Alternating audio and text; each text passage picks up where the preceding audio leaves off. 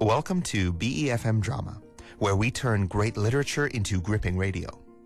I'm your host, Joshua Cornwell, and today we're bringing you part 4 in a 5-part adaptation of The Resident Patient, a classic Sherlock Holmes mystery from Sir Arthur Conan Doyle.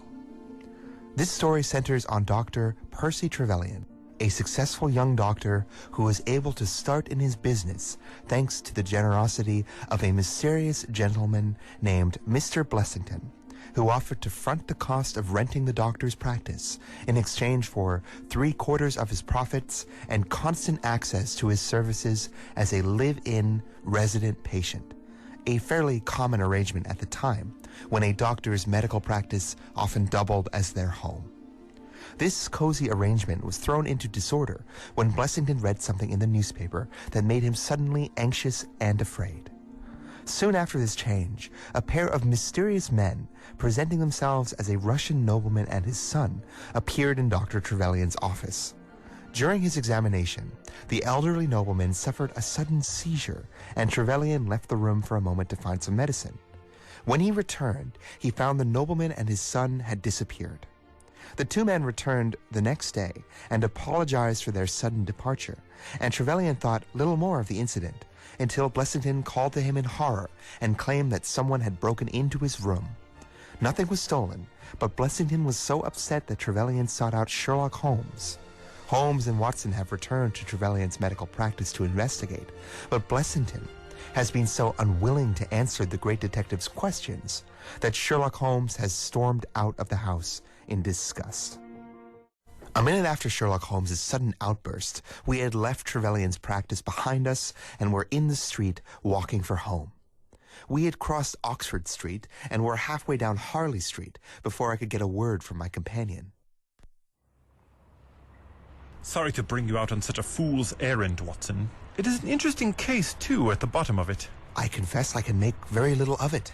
Well, it is quite evident that there are 2 men, more perhaps, but at least 2 who are determined for some reason to get at this fellow Blessington. I have no doubt in my mind that both on the first and on the second occasion that young man penetrated into Blessington's room, while his accomplice, by an ingenious trick, kept the doctor from interfering. And the catalepsy? A fraudulent imitation, Watson, though I should hardly dare to hint as much to our specialist. It is a very easy complaint to imitate. I've done it myself. You've imitated a cataleptic attack? When? That's entirely irrelevant, Watson. Fair enough. Please return to your theory. What then? By the purest chance, Blessington was out on each occasion. Their reason for choosing so unusual an hour for a consultation was obviously to ensure that there would be no other patient in the waiting room. It just happened, however, that this hour coincided with Blessington's walk, which seems to show that they were not very well acquainted with his daily routine. Of course, if they had been merely after money, they would have at least made some attempt to search for it. Besides, I can read in a man's eye when it is his own life that he is frightened for. It is inconceivable that this fellow could have made 2 such vindictive enemies as these appear to be without knowing anything about it. I believe, therefore, it is certain that Blessington does know who these 2 men are, and that for reasons of his own he refuses to talk. It is just possible that tomorrow morning we might find him in a more communicative mood. Is there not one alternative? Grotesquely improbable, yes, no doubt, but still just conceivable. Might the whole story of the cataleptic Russian and his son be a concoction of Dr. Trevelyan's, who has, for his own purposes, been in Blessington's rooms? I saw in the gaslight that Holmes wore an amused smile at this brilliant departure of mine. My dear fellow, that was one of the first solutions which occurred to me, but I was soon able to corroborate the doctor's tale. This young man has left prints upon the stair carpet, which made it quite superfluous for me to ask to see those which he had made in the room. When I tell you that his shoes were square-toed instead of being pointed like Blessington's, and were quite 1 1/3 longer than the doctor's, you will acknowledge that there can be no doubt as to his individuality. But we may sleep on it now, for I shall be surprised if we do not hear something new from Brook Street in the morning. Sherlock Holmes' prophecy was soon fulfilled, and in a dramatic fashion. At 7:30 the next morning, in the first glimmer of daylight, I found him standing by my bedside in his dressing gown. There's a cab waiting for us, Watson. What's the matter then? The Brook Street business. Any fresh news? Tragic, but ambiguous. Look at this, a sheet from a notebook with, "For God's sake, come at once, P.T." scrawled upon it in pencil. Our friend the doctor was under strain when he wrote this. Come along, my dear fellow, for it's an urgent call. In a quarter of an hour or so, we were back at the physician's house. He came running out to meet us with a face of horror, holding his hands to his temples. Oh, such an awful business. What then? Blessington has committed suicide. Holmes whistled. Yes, he hanged himself during the night.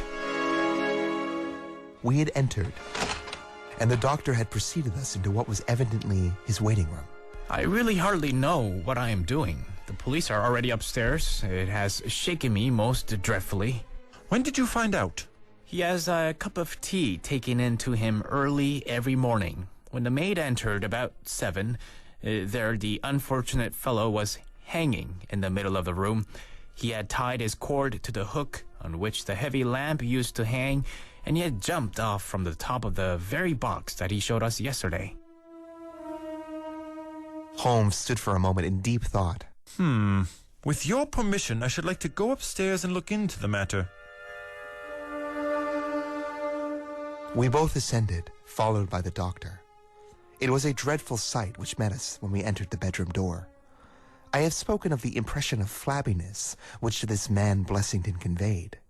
As he dangled from the hook, it was exaggerated and intensified until he was scarcely human in his appearance. The neck was drawn out like a plucked chicken's, making the rest of him seem the more obese and unnatural by contrast. He was clad only in his long nightdress, and his swollen ankles and ungainly feet protruded starkly from beneath it. Beside him stood a smart-looking police inspector, who was taking notes in a pocketbook. He spoke heartily to us as he recognized my friend.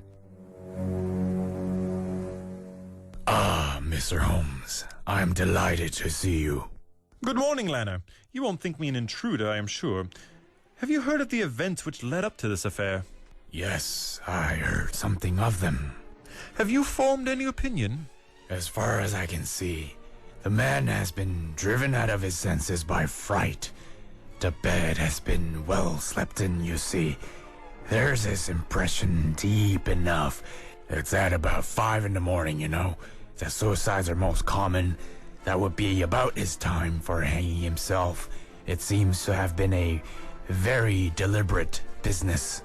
I should say that he has been dead for about 3 hours, judging by the rigidity of his muscles. Noticed anything peculiar about the room? Found a screwdriver and some screws on the washhand stand. Seems to have smoked heavily during the night, too. Here are 4 cigar ends that I picked out of the fireplace. Have you got his cigar holder? No, I have seen none. His cigar case, then? Yes, it was in his coat pocket. Holmes opened it and smelled the single cigar which it contained. Oh, this is a Havana, and these others are cigars of a peculiar sort which are imported by the Dutch from their East Indian colonies. They're usually wrapped in straw, you know, and are thinner for their length than any other brand. He picked up the 4 ends and examined them with his pocket lens. 2 of these have been smoked from a holder and 2 without. 2 have been cut by a not very sharp knife, and 2 have had their ends bitten off by a set of excellent teeth. This is no suicide, Mr. Lanner. It is a very deeply planned and cold-blooded murder. Impossible. And why? Why should anyone murder a man in so clumsy a fashion as by hanging him? That is what we have to find out. How could they get in? Through the front door. It was barred in the morning. Then it was barred after them. How do you know? I saw their traces. Excuse me a moment. I may be able to give you some further information about it.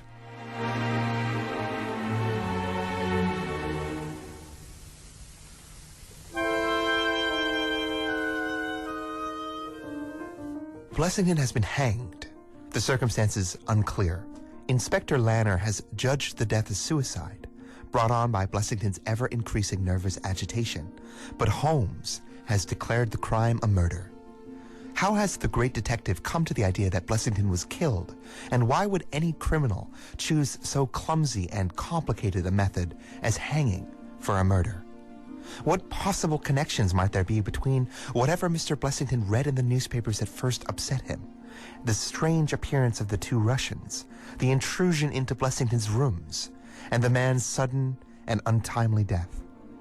Tune in again tomorrow evening as all is revealed here on BeFM Drama in the final episode of The Resident Patient. I am Joshua Cornwell, the host and writer of this program, and I played Dr. Watson, the narrator, on tonight's episode. Sherlock Holmes was played by Ryan Estrada. David Kim voiced Dr. Percy Trevelyan and Inspector Lana.